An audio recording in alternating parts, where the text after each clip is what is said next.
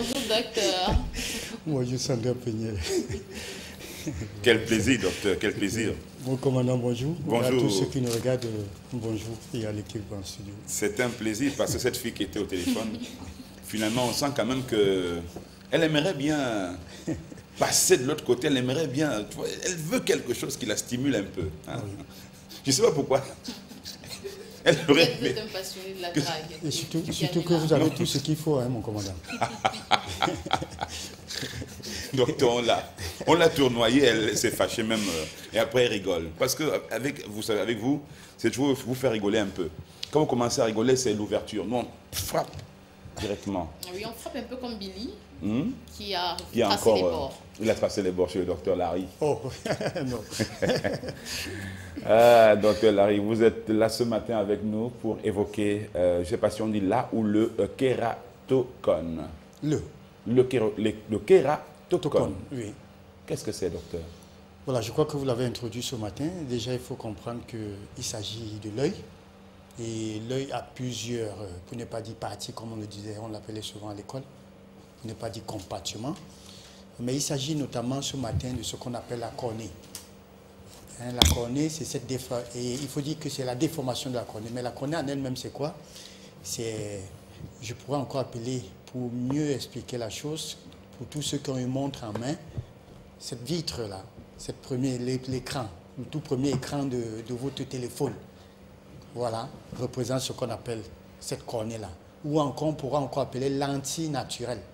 C'est vrai qu'il y a des femmes qui aiment bien porter les lentilles, mais nous avons déjà ce qu'on appelle les lentilles naturelles. Et il s'agit bien justement de ce qu'on appelle la cornée. Voilà. D'accord. Docteur Larry, dites-nous ce matin, après avoir bien défini ce que c'est, comment se manifeste le kératocone? Voilà. Ça, il faut dire que c'est vision floue, c'est-à-dire on n'arrive plus à mieux voir. On voit, pour ne pas dire, beaucoup plus quelque chose de noir. Alors, et il y a également cette douleur-là qui s'accompagne. Il y a également cette déformation de la vision. Voilà. Vous croyez voir quelque chose de droit, pourtant c'est tordu, et ainsi de suite. Voilà les symptômes ou encore les signes avant-coureurs de cette pathologie, bien évidemment. Et c'est quoi la cause principale? Après avoir parlé en quelques mots des manifestations, on voudrait vraiment savoir ce matin, pour être peut-être prudent à l'avenir, qu'est-ce qui cause cette maladie, docteur Larry? Il s'agit bien évidemment des lésions oculaires, traumatisme. Voilà, puisque nous avons des facteurs justement qui entraînent ces lésions ou encore ces traumatismes-là. Notamment, il y a plusieurs facteurs. Voilà. Mais il faut retenir que ça fait partie des lésions. C'est des lésions qui sont des causes principales. Voilà. D'accord.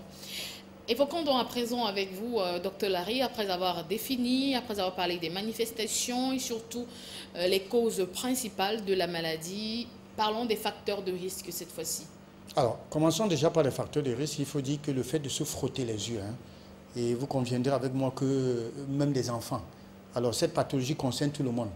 Enfants, adultes, personnes âgées, ça il faut le dire déjà. Alors, premier facteur, c'est ce frottement-là, excessif ou encore d'une manière continue. Les yeux, ça il faut déjà noter ça. L'autre facteur, c'est il y a ce problème d'hygiène. Alors, voilà pourquoi on demande toujours de se laver les mains, ça c'est important. Après avoir touché n'importe quoi, vous devez vous laver les mains. Pire encore, le facteur de risque, ce sont les IST. Quand je parle des IST, des infections sexuellement transmissibles, ces infections, ces bactéries, peut-être à l'issue des rapports sexuels, vous n'arrivez pas à laver vos mains ou encore en portant les préservatifs, déjà parce qu'il faut dire que ce liquide-là, cette huile-là qu'on enrobe sur les préservatifs, c'est chimique. Alors, quand vous le faites même et que vous allez introduire le doigt à l'œil, ça c'est très dangereux. Donc voilà des facteurs de risque. Il y a également ce qu'on appelle sécheresse oculaire, bien évidemment. Il faut dire qu'il y a aussi un facteur héréditaire en ce qui concerne cette pathologie. Facteur héréditaire? Héréditaire. Wow. Voilà, c'est lié également à l'hérédité. Très poussé ou bien au stade du parent ou bien même au niveau du grand-parent? Même au niveau du grand-parent, ça il faut le dire ainsi. Et c'est beaucoup plus, on parle ça primitif. Des causes primitives, ce facteur héréditaire. Alors, d'autres facteurs également, c'est bien évidemment la malbouffe. Voilà, une carence en calcium pourrait également vous entraîner, ou encore en vitamine A. voilà, pourrait également vous plonger dans cette pathologie. D'où on dit, il faut bien manger pour mieux voir. Voilà. Il faut bien manger pour mieux voir. Voilà. Vous parliez de la carotte il y a quelque temps, enfin, on parlera de l'alimentation tout à l'heure. Mais avant cela, docteur, comment se fait le diagnostic? Est-ce qu'il y a aussi d'autres complications? Mais déjà, comment se fait le diagnostic? Oui, il faut dire qu'on fait ce qu'on appelle topographie de la cornée. Topographie de la cornée. Oui, la cornée, j'ai dit, c'est la lentille naturelle de nos yeux. Voilà. C'est-à-dire ce premier écran sur une montre ou encore au téléphone. Oui. Voilà. Il y a cette topographie-là pour regarder quoi? L'épaisseur et la taille. Parce qu'il faut dire que la déformation de la cornée ici, ça va amincir cette lentille naturelle. Ça perd son volume. Et puis ça perd son volume. Il y a ces symptômes dont j'ai évoqué tout à l'heure là. Troubles visuels, déformation. Alors, donc voilà notamment comment le diagnostic se fait. Et c'est chez qui? Un ophtalmologue. Ça, il faut le préciser. Ça, c'est important. Ce n'est pas un ophtalmologue. C'est lui. Pas les ophtalmos qui passent dans les quartiers, proposent des consultations à 500 000 francs. Non. Vous proscrivez. Non, ça, il faut aller. Je crois que ces spécialistes-là se retrouvent dans des centres, dans nos structures sanitaires. Oui, dans des structures, nous avons des ophtalmologues. Ça, il faut le dire déjà. Voilà, ça, c'est important. Il ne faut pas confondre avec les opticiens et tout qui vendent que des verres. C'est vrai qu'il y a certains également qui consultent, mais il faut rencontrer un ophtalmologue. C'est important. D'accord. Docteur Larry, avant de parler des complications, quelle est la partie du corps la plus sensible? C'est vrai que si le cœur arrête de battre, c'est terminé. Mais en dehors du cœur, quelle est la partie du corps qui est très sensible? Ouais, c'est vrai que ce matin, ça m'a fait rire quand j'ai écouté que les yeux. Moi, je voudrais dire en un seul mot, toutes les parties du corps ont leur importance. Chacun a son rôle. Parce que si on dit que l'œil est plus important, on risquerait de frustrer les aveugles. Vous comprenez un peu? Alors, pour moi, toutes les parties, celui qui ne marche pas, il est doux pour vous. Je connais quelqu'un, un patient qui m'a dit, la pire des choses, c'est de savoir que demain, je ne pourrai plus marcher. Ça, je me tue. Vous imaginez? Donc, pour lui, les pieds, c'est important.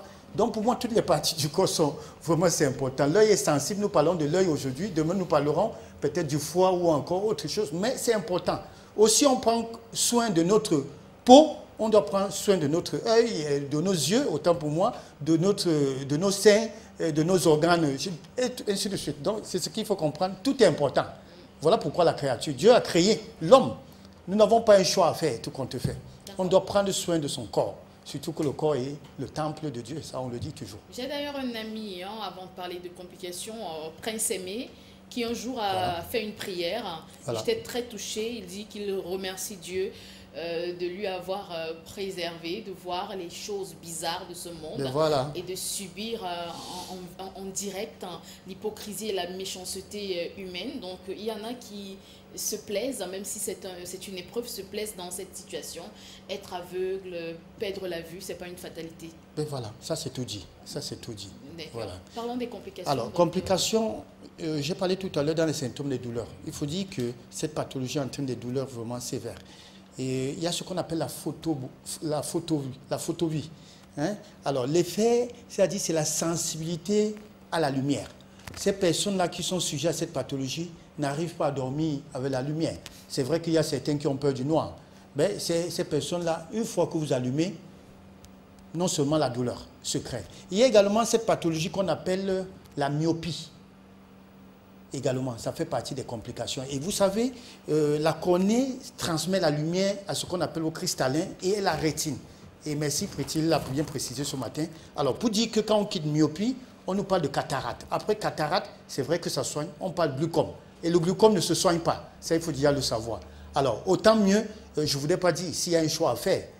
Voilà pourquoi aujourd'hui, c'est la journée mondiale de cette pathologie. Et on demande, c'est une façon d'appeler les gens à prendre soin des yeux. Ça, c'est important. Voilà l'interpellation de ce matin, tout compte fait. D'accord. Prendre soin de ses yeux. Voilà. C'est très, très important. Voilà. Docteur, cependant, il existe, vous le disiez, il n'y a pas de traitement pour le glaucome, si on est à ce stade-là, mais il existe quand même un traitement. Mais déjà, comment arrêter quand ça commence à démanger les yeux, etc. Quand les yeux commencent à démanger, comment arrêter de se frotter les yeux? Voilà, ça c'est important. Il faut donner ce conseil aussi aux enfants. Quand les enfants ne peuvent pas le faire, les mamans pourront le faire pour eux.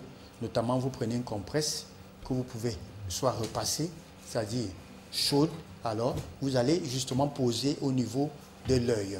Voilà, et là, ça va apaiser justement l'irritation. Ça, il faut le dire. Il faut hydrater également. Hydrater, il faut s'hydrater, ça veut dire boire beaucoup d'eau. Il y a des gens qui ne boivent pas d'eau. Il faudra également nettoyer régulièrement vos yeux avec ce qu'on appelle sérum physiologie. On en vend en pharmacie. Hein. Ça ne coûte pas, c'est 100 francs. Oui. C'est très moins cher même d'ailleurs. Ces sérums physiologie permettent de nettoyer ses yeux régulièrement. C'est Tout quoi, le monde. c'est sous forme de quoi, docteur? Un petit flacon Juste comme ça? un petit flacon. Oui. Comme un bic là. Voilà. Et ça, tout le monde devrait nettoyer ses yeux. Comme Sans on peut... consulter? Non, sans consulter. On n'a pas besoin de consulter pour nettoyer ses yeux avec un sérum physiologique. D'accord. C'est un lavage que vous faites. Vous pouvez le faire chaque mois ou bien chaque semaine. Ça va dépendre également de ce que vous faites comme travail. Rappelez le nom, je vais acheter. Sérum physiologique. Sérum physiologique. Merci, Voilà. docteur. Je ne parle pas des solitaires, hein, pas le sérum, le glucosé et tout. Voilà, donc il y a ce sérum physiologique qui se vend en pharmacie, qui permet de nettoyer, qui lave les yeux, ça c'est important. Alors, autre chose, c'est de porter les verres. Il faut dire qu'à partir de 40 ans, tout le monde est censé consulter un ophtalmologue, ça il faut le dire. En dehors des facteurs de risque pour ces enfants qui naissent avec des problèmes oculaires. Mais à 40 ans déjà, il faut comprendre que notre acuité visuelle baisse. Tout le monde devrait se soumettre à une consultation. On ne porte pas le verre parce qu'on est un intellectuel. Parce qu'aujourd'hui, on pensait que ceux qui portent les verres, c'est des grands docteurs, c'est des professeurs. Non, ça n'a aucun rapport parce que même des enfants aujourd'hui portent des verres. Voilà. Donc ce n'est pas pour vantardise qu'on porte les verres, s'il vous plaît. C'est parce qu'il y a un problème. Et n'allez non plus porter les verres quand vous n'avez pas de problème. Et ça, je m'adresse également à beaucoup plus de femmes aiment porter les verres. Ou encore placer les lentilles. Ah, ça, j'en ai reçu une jeune dame qui a placé les lentilles et qui n'a pas pu retirer au moment venu. On peut perdre sa vue de cette manière. C'était grave. Les lentilles sont différentes des cils. Lentilles, c'est à l'intérieur. C'est à l'intérieur, voilà. Alors, elle a déjà les lentilles naturelles, mais elle va doubler avec ses lentilles. Je veux dire, ce qu'on vend dans nos rues. Ça leur donne les yeux bleus. Voilà, ça leur donne les yeux bleus. Aussi une allure blonde. Avec une allure, voilà. Vous pouvez imaginer ce que c'est. Alors, docteur, si moi je retire mes lunettes, du coup, je vois, mais pas exactement. Hein? J'ai une vue qui baisse un petit peu. Mais quand je les remets, voilà, je vois un petit peu plus clairement. Voilà. C'est bizarre. Ça pourrait être la myopie, ça pourrait être cataracte, mais pour ne pas dire bleu. Par contre. Par contre. Oui, presbytie. Voilà, ça pourrait être, il y a tellement de maladies oculaires, ça il faut le dire ici. Voilà. Ben, il faut dire que tout converge à ce qu'on appelle glaucome. D'accord. Par contre, moi, je peux conduire sans lunettes. Hein, par contre, oui. Bien sûr. Pas de problème, même. Bien sûr. Même vous faites de l'amour sans lunettes, pas besoin de ça. Docteur, parlons un petit peu du traitement, puisqu'on en parle. Oui, le traitement, déjà, il faut dire que le traitement existe. Ce que je voudrais déconseiller, c'est qu'à chaque fois qu'on vous parlera de kératocone, évitez de vous faire opérer pour cette pathologie. On n'a pas besoin de se faire opérer. Oui. Le premier ophtalmologue pourra vous dire que non, monsieur, vos yeux, vos lentilles là, ça nécessite. Non, on n'a vraiment pas besoin. Au contraire, ce qu'on devrait prescrire, c'est des lentilles ou encore des verres. En ce moment-là, on vous prescrit des lentilles. Ne portez pas les lentilles si vous n'avez pas un problème au niveau, une déformation de la cornée. Ça, c'est le conseil que je pourrais donner ce matin. Mais si vous avez déjà une déformation, on pourra vous prescrire les lentilles. Et que vous allez porter, ce n'est pas à vie. C'est pour corriger. Voilà, ça c'est important de le rappeler. Maintenant, où encore on pourra vous prescrire des verres, ça, il y a un facteur âge. Si vous avez déjà 45 ans et tout là, et que le médecin trouve, l'ophtalmologue trouve que c'est des verres qui sont mieux, je crois, il faut accepter. Voilà. D'accord. Donc il y a aussi des particules blanches qui sortent souvent ici, hein, au réveil et même pendant qu'on est au boulot. Et c'est très récurrent sur certaines personnes à ce niveau, très très blanc. Oui, il faut dire que nos yeux ont un système de nettoyage. D'auto-nettoyage. D'auto-nettoyage, voilà, merci pour le mot. Alors, prie, qui se nettoie seul? Et là, c'est récurrent tout le temps. Oui, il faut s'en inquiéter. Voilà pourquoi je parle de se nettoyer avec le sérum physiologique. Ça, c'est important. De temps en temps, de se laver. Mais quand ça persiste, quand ça perdure, il faut aller consulter. Ça, c'est important. Éviter l'automédication. Parce qu'il ne faudra pas que vous commenciez à développer des pathologies des yeux et que vous dites que non, sur le plateau, on a dit qu'il faut se laver régulièrement les yeux avec le sérum physiologique. Non, allez consulter. Aucunement, ça n'a aucun rapport avec des pathologies. Le sérum physiologique, c'est pour se nettoyer comme on se lave le corps, tout simplement. Voilà. D'accord. Alors terminons, parlons de kératocone et régime et peut-être un conseil pour sortir. Voilà, régime, c'est pas moi qui le dis. Vous connaissez l'histoire du lapin avec les carottes, ça on le dit toujours. pour mieux voir, il faut bien manger, ça c'est important. Et le lapin nous a montré cet exemple en mangeant les carottes. Hein, riche en vitamine A, notamment. Donc il faut manger beaucoup de carottes. D'ailleurs, c'est ce qu'on appelle la nutrithérapie. Il y a des gens aujourd'hui qui se sont vus ne plus porter les verres, rien qu'en mangeant les carottes. Il ne s'agit pas de manger les carottes pour une fois. C'est d'une manière continue. Ça, c'est important. Crues ou cuites? Cru, autant pour moi, cru. Ça, c'est important. Vous pouvez faire des jus ou vous pouvez faire râper. Ça, c'est important. Mais quand on fait des jus, c'est plus rapide parce que l'assimilation est rapide. Alors, on boit le jus. On boit le jus de carotte. Oui. Matin, soir.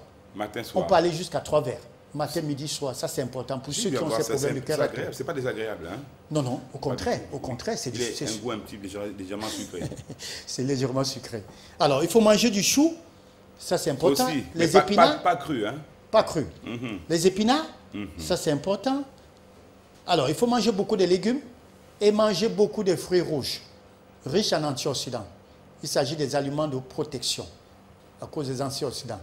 Voilà, donc ça c'est important pour l'hygiène de vue. Pour l'hygiène de vue, ça c'est important. Tout le monde devrait se soumettre, même à titre préventif, manger beaucoup de carottes, des tomates, ça c'est important. Nous avons également des huiles, notamment l'huile d'olive. Ça c'est important également, la vitamine E est importante pour l'œil, pour l'hygiène de vue. Voilà. Et ce qu'il faut dire comme conseil, c'est éviter de vous frotter les yeux. Surtout, je ne dirais même pas, même si vous avez les mêmes problèmes, ne le faites pas. Évitez de vous frotter, parce qu'à chaque fois que vous frottez les yeux, la cornée, justement, souffre. Elle pourrait se déformer. En réalité, c'est ça. Le meilleur traitement de cette pathologie, c'est ne pas toucher les yeux, ne pas frotter les yeux. Voilà. D'accord. Merci beaucoup, docteur Larry. Au début, on a eu un peu peur, mais après, il y a eu une très bonne nouvelle pour prévenir et peut-être rectifier carrément le tir de cette maladie, le kératocome. Vous nous dites qu'en essayant de corriger avec les verres, on peut avoir une vision supérieure à 7 sur 10. C'est une très bonne nouvelle, docteur. Merci beaucoup. Et c'est le kératocone. Oui. Voilà. Kératocone, oui. Parce qu'elle a dit, mais bon, enfin, bref. Donc, kératocone. Voilà. Ah bien noté, vous avez dit que le truc, c'est le truc physiologique, là, comment on appelle? Sérum physiologique. Oui, à trouver en pharmacie. En pharmacie, ça en pharmacie. C'est pas au marché. Pour se nettoyer les yeux. Les yeux. Se laver les yeux en un seul mot. Voilà. Docteur, je vous dis un grand Même pour les bébés, hein. On le fait même pour les enfants. Ça, c'est même important. pour les gosses aussi. Oui. Super. Je m'adresse surtout à ces femmes-là qui utilisent, qui lavent les yeux des enfants avec du savon.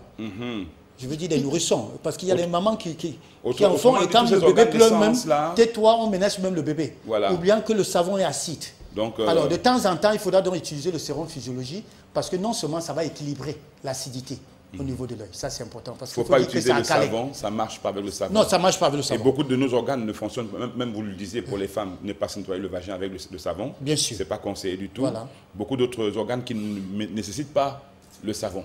Même se laver avec du savon, on se lave pas trop avec du savon. Quand vous lavez le matin avec du savon, le soir, vous n'avez plus besoin d'utiliser le savon. Ça, il faut le savoir. Se laver bien n'est pas forcément se laver avec du savon. À moins que vous soyez un mécanicien. De ça, on va reparler parce que c'est très important, se laver avec ou sans savon. Merci beaucoup. Ok. Merci. Docteur, vous revenez demain, c'est ça? Par la grâce de Dieu. Restez pur, hein? Gardez votre cœur surtout très pur. Merci Sandra Peigny. Merci beaucoup. Je vous fais un bisou. Je peux le faire à distance? Je reçois. Merci beaucoup, docteur Larry. Allez, restez vrai et surtout dynamique. Merci. On passe au contact, docteur, 699 64 57 59. Quelques réactions. Ou encore 675 92 47 91. Oui, quelques réactions. Le docteur Larry reviendra peut-être parler d'impuissance sexuelle. On a notre très très chère demande quel médicament utiliser pour soigner son époux qui souffre d'impuissance sexuelle. Allez, je vous communique une fois encore le numéro WhatsApp du docteur Larry. Donc tout de suite là, je vous envoie le message sur WhatsApp. Marie-Adé, beaucoup de courage pour votre mari. Et nous poursuivons l'émission.